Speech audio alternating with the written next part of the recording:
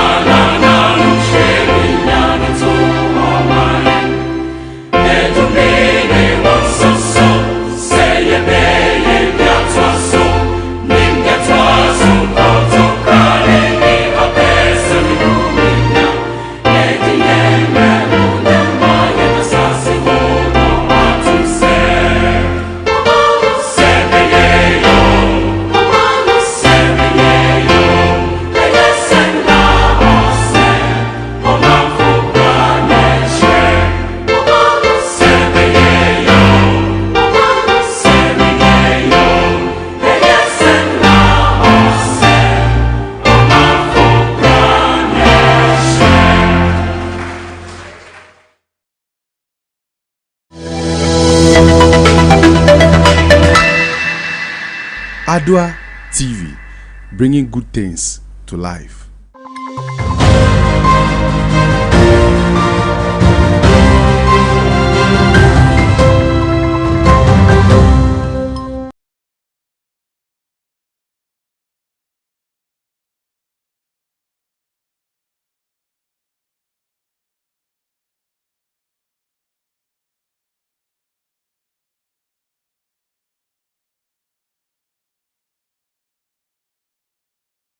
Day, the 23rd day in the month of February 2022. Hello there, good morning and welcome. This is AM News on Adwa Television. We're live all across the world on TV and online from the digital address GA 2262651. My name is Naa Anyema Collison. In our top stories this morning, government has assured the members of our PAT community equity, justice and fairness in rebuilding of their community. Also coming up, we'll take you to Parliament where we'll give you the latest developments in the House. In the world of business, transport fares have been increased by 15% effective Saturday, 26th February 2022. You might want to stay with us because details of these and many others comes up in a jiffy. Please be my guest.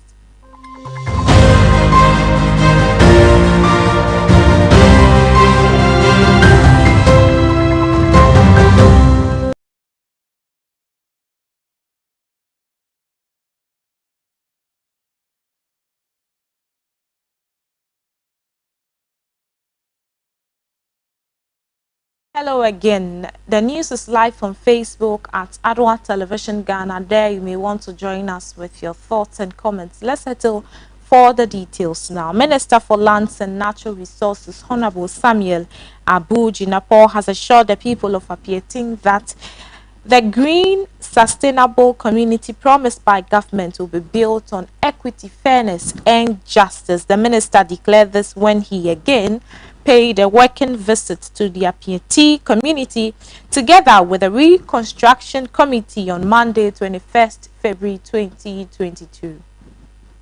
The Minister of Lands and Natural Resources, Honorable Samuel Abu-Jinapor, has paid a working day visit to the township of Apiachi. The visit was to, among other things, check up on the well-being of the people of Apiachi, update them on government's roadmap to restore the township, and also make arrangements for the temporary inhabitants of the people of Apiachi. He witnessed for himself some temporary structures embarked to house the displaced people of Apiachi before the rain set in. Speaking at the Deba, Honorable Samuel Abu-Jinapor disclosed that some uncompleted structures originally being constructed by FGR, a private mining company based in the region, to resettle the Dumasi township will be completed and finished to temporarily house the people of Apiachi before the rain set in. He said, these tents cannot protect you from the rains, so in the interim, we have agreed with FDR to have you move into their building while we settle on plans to begin with the third phase, and that is to rebuild the community itself. Honorable Jinapor assured the people that work at these uncompleted structures will begin as soon as possible with roofing, fixing of doors and windows, adding that all the monies accumulated from the Apiachi Support Fund will be put to judicious use while ensuring transparency and accountability. We will ensure that all these monies being donated into the fund are put to judicious use. I assure you that the community will be built on equity, fairness, and justice. All who own houses, lands and shops will all have it restored to them, and every single penny will be accounted for. And for the new Apiachi, we will ensure that we restore the community as practical as possible. We want to maintain the character of the place so that you can easily go back to your way of living, farming, selling, among other things, he said. He stressed that the Dumasi temporal settlement will not be a permanent place for the people, and therefore one that no one should claim ownership of the settlement, but rather move peacefully to the new township after completion. Honorable Jinapor said, a block factory will be set up as soon as possible to mold blocks out of some 6,000 bags of cement that have been donated for the rebuilding of the township. He charged the Member of Parliament, Municipal Chief Executive, and the Assemblyman of the area to man the factory and ensure that cement are used purposefully for the molding of these blocks. He also called on the people, particularly the youth, to do the little they can to cooperate and support the ministry and government with the works on the uncompleted structures and the main project yet to be embarked on. Admonishing them, the minister said, inasmuch as people all over Ghana and abroad are donating to build the community, the people must also help any way they can. We are not asking for money from you. We are not going to take anything. What we expect from you is your cooperation and support by joining in communal labor, helping to mold the blocks to use for your own buildings, even without expecting monetary benefits. Honorable Samuel Abu-Jinapor thanked Ghanaians for all the support through donations so far and called for more from Friends of Ghana and the diaspora for the reconstruction of the green and sustainable community. The minister during the visit also inspected the Dumasi temporal structures as well as the reconstruction of the road which was affected by the explosion. During the inspection tour, Honorable Benito Wustubio, the chairman of the Reconstruction Committee and Deputy Lands and Natural Resource Minister, briefed the minister saying, per the inventory taken, the Dumasi settlement will be able to house all the 800 displaced persons with about 4 people in each room. He assured that work on the temporal structures will begin as early as Monday, 28 February 2022, with standard roofing and furnishing, although temporary. He disclosed that companies like Tropical Cable, the Forestry Commission, among others, have promised to provide needed logistics for free. The chief of Apiachi, Nana Anyema Brempi, expresses appreciation to the government and the ministry for all the efforts towards the rebuilding of Apiache, while urging the people to support the project and remain patient as government zooms into the third phase of the project. At the Durbar held in honor of the minister, his entourage, the Reconstruction Committee, gave a presentation to the people of Apiache, displaying a scenario of a final outlook of the community after completion. The presentation detailed where the markets, community center, schools, and personal settlement will be. Stay away from that because the NCCE boss, Josephine Nkrumah, who has resigned her position effective April 30, 2022, will take up a new job from May 2022 as the ECOWAS ambassador to Liberia. Speaking at the meeting with Madam Josephine Nkrumah at the Jubilee House, President Akufo-Addo said he will use his role as ECOWAS chairman to ensure that Madam Nkrumah succeed in her new position. The outgoing NCCE chair happens to be one of the few appointees of the erstwhile John Mahama administration who remain in office after the Akufo-Addo government took over in 2017. Before her substantive appointment, Madam Josephine Nkrumah acted in the role from her position as Deputy Chairperson, Finance and Administration at the Commission. That was after Ms. Charlotte Osei, who was the NCCE chair then, was appointed as chairperson of the Electoral Commission in 2015.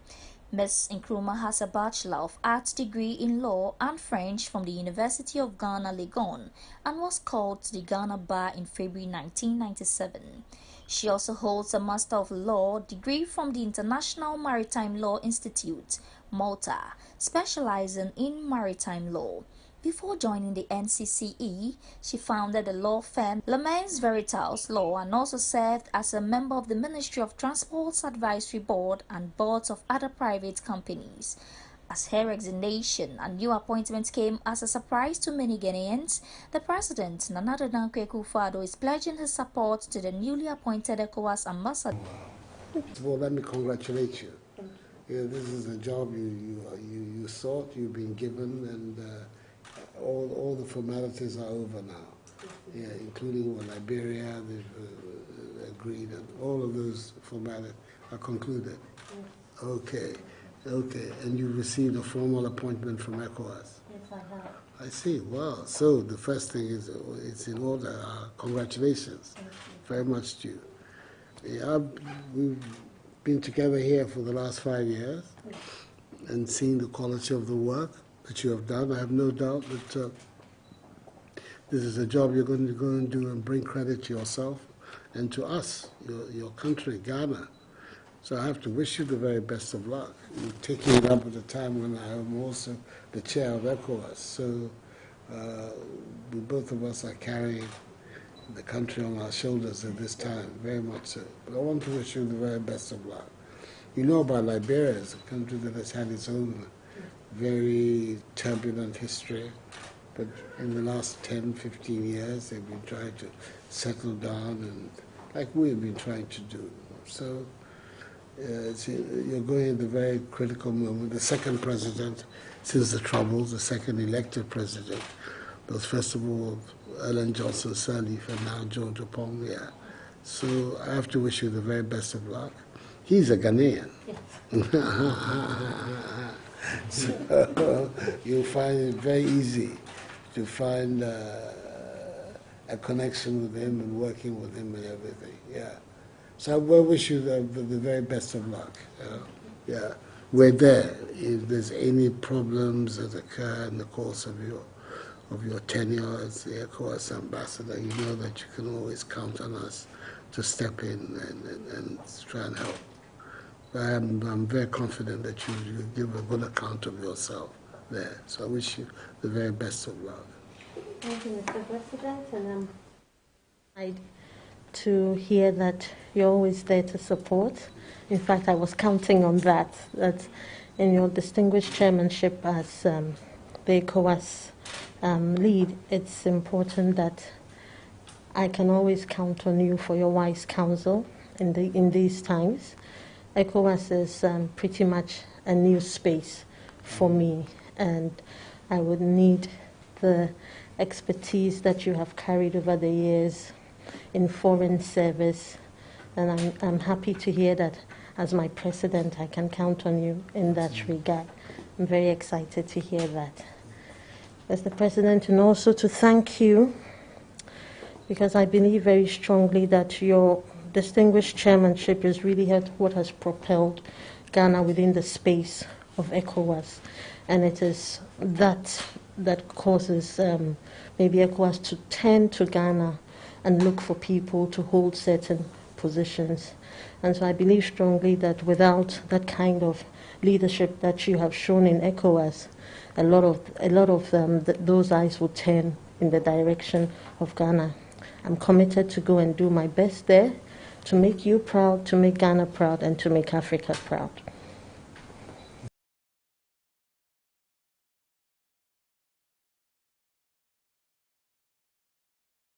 Akufo-Addo speaking in that report there. Let's stay away from him and go to Parliament, because the Speaker of Parliament, Alban Bagbin, has cited parliamentary committees for the slow pace of work, which he says is plaguing the committee and subsequently affecting Parliament. Speaking on the matter, which he describes, I beg your pardon, as impatient to functioning of Parliament, which lies on the core of the August House, Speaker Bagbin says he will not allow such act to continue. Acknowledging the loads of work on the Public Account Committee, he reminded all parliamentary committees that they are required by law to provide the House with findings of the committees before the end of each section. Honourable members, I make this statement to address matters that are pertinent to the functioning of our Parliament and lies at the core of what we do in this chamber and by extension this House. I have noted the slow pace of work that has unfortunately characterized the conduct of activities of parliamentary committees, and thus limited our functionality as a parliament. It has become apparent that the problem of undue delay on committee work appears to be plaguing several committees of parliament. I don't want to mention the names of the committees, you all know. This has led to a situation where some bills and other matters referred to the various committees have stalled, and the committees have not been able to provide reports for consideration of the House. Honorable Deputy Majority Whip, may you resume your seat. The famous aphorism that the work of Parliament is in its committees cannot be overemphasized. This statement is therefore aimed at providing guidance for the work of the various parliamentary committees, ensure a streamlining of their activities, all with the aim of ensuring that committees deliver on their constitutionally sanctioned mandates. Honourable members, may I refer you to Article 103 of the Constitution, which deals with the committees of Parliament.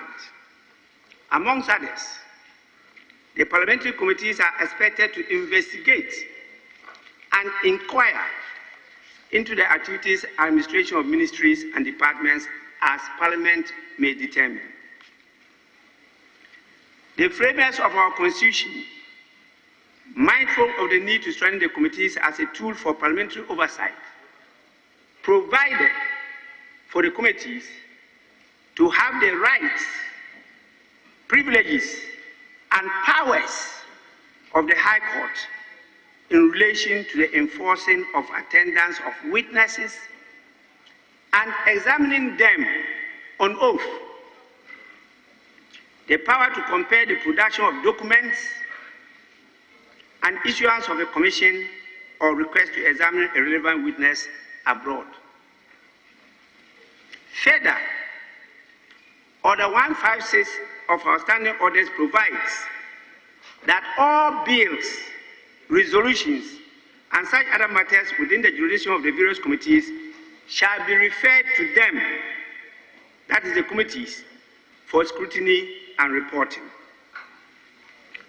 While it is the duty of all committees to give the matters referred to its due and sufficient consideration, such consideration should not be at the expense of the delaying of parliamentary work.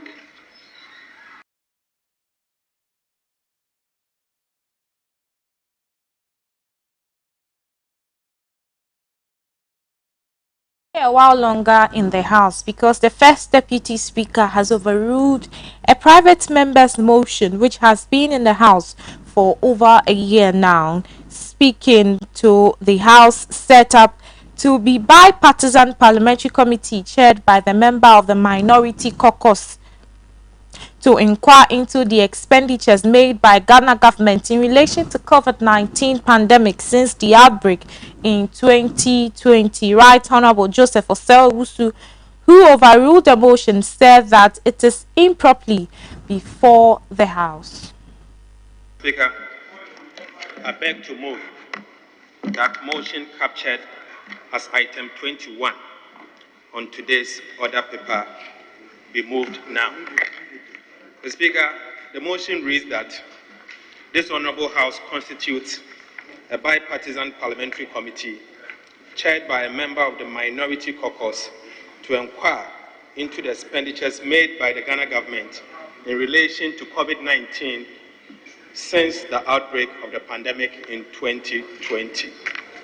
Mr. Speaker, this motion has become necessary as a result of the fact that, Mr. Speaker, one, in the year 2020, the government of the day called upon us to approve for the purposes of COVID-19 expenditure an amount of 1.2 billion Ghana cedis. Mr. Speaker, in that motion, in that expenditure, the government said that they wanted us as Parliament to approve for their use for the purposes of what he called the Coronavirus Alleviation Program 1, an amount of 1.2 billion. Mr. Speaker, that is what this August House was made to approve. But in the media review that was presented to us, Mr. Speaker, clearly this government spent an amount of 8,122 million Ghana cedis. Mr. Speaker, this clearly means that out of the 1.2 billion Ghana cedis that was approved by all of us, the government went ahead to spend additional 7 billion Ghana cedis for the purposes of COVID-19 expenditures. Mr. Speaker, my point is that, yes, Parliament approved some amount for the purposes of COVID expenditure. I mean, Mr. Speaker, we approved 1.2 billion. In the end, in the year 2020, an amount of 8.1 billion was spent. Mr. Speaker, in the first half of the year 2021, an additional 114 million Ghana cedis was spent. Mr. Speaker, in the second half of the year 2021, we do not have the details as to how much has been spent for the purposes of COVID-19 expenditure. Mr. Speaker, it is for the same reason that I'm asking this House that the power of the purse, the oversight on the financial matters is with us. Mr. Speaker, that is why I am calling on this House to be given opportunity so that we can have the chance to evaluate the amount that was spent for COVID-19. The matters that we are called upon to set a committee to investigate, can we say they do not come under any of the select or standing committees of the House? In my view, it falls squarely within the Public Accounts Committee. And indeed, all the committees of the House, including the Public Accounts Committee, are bipartisan. And the Public Accounts Committee, by nature, is designed to be chaired by the minority. So in all its forms, and all the questions related to. The Public Accounts Committee, if it is minded to investigate anything related to the COVID expenditure, it fully stays with the authority and the power to investigate that, particularly because all the accounting of it have been provided for in the budget, which budget have been presented before the House, and it is before the committee anyway. My view is that this motion ought not to have been admitted, and is Deputy Speaker, Right Honorable Joe Osei-Wusu, speaking in that report. Let's move away from Parliament and get some latest in the world of business, because transport operators in the country have agreed to adjust fares by 15% beginning from Saturday, 26th February 2022. They concluded negotiations on the increment after a marathon meeting from Monday. The increment will take effect on shared taxis intra-city, popularly known as trotro, and intercity transport drivers. The drivers say the hike has been necessitated by the increase in the price of fuel and the economic hardship the country is facing, which has affected their work. The member of the communications team of the Ghana Private Road Transport Union, Samuel Amo, urged the public to cooperate with the drivers to implement the new charges successfully. In a statement cited by Adra Business Desk, read, and I quote, "After lengthy deliberations and discussions, the conclusion was that transport operators have been given 15% upward adjustment of transport fares, and the agreement is that the increment is taking effect right from Saturday, 26th February 2022, unquote. Quote again, "We are urging all commuters to go strictly by this directive from the ministry and the transport operators. Currently, the approved transport fares is the one with a 15% increase because that is what we've agreed upon," the statement said, and I quote. The transport union have proposed a 30% upward adjustment, but after a meeting with stakeholders on Monday, they agreed to increase the fares by 15%. Over the past weeks, there has been a consistent increase in the price of fuel at the pumps, a situation many drivers have described as insensitive.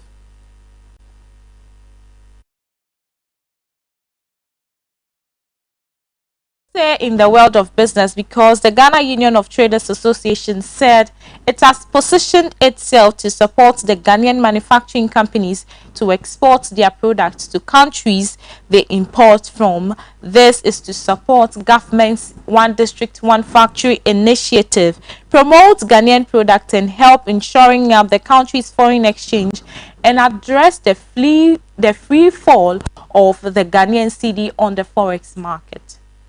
The Ghana Union of Traders Association (GUTA) says it has positioned itself to support Ghanaian manufacturing companies to export their products to countries they import from. This is to support government's One District, One Factory initiative, promote Ghanaian products, help in shoring up the country's foreign exchange, and address the free fall of the Ghanaian cedi. In an interview, President of GUTA, Dr. Joseph Obeng, said, and I quote, "We want to do what we call the Income in, Income Out, a program to export goods from Ghana to the destinations that we go and import the goods," unquote. He explained that it will be like a barter trade system, where the product from the One District, One Factory companies will be exported to other countries. "We are traders, so we will be the same people to export these goods, and when it turns out to be forex, then we can also use it to do importation," unquote.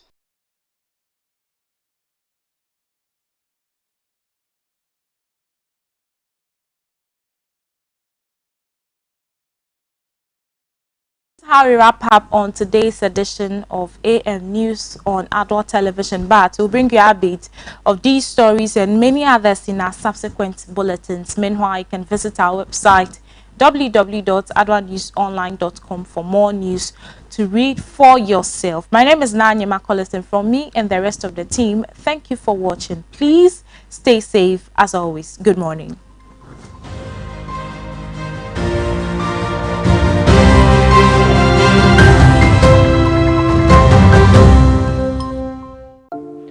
So at Sonotech,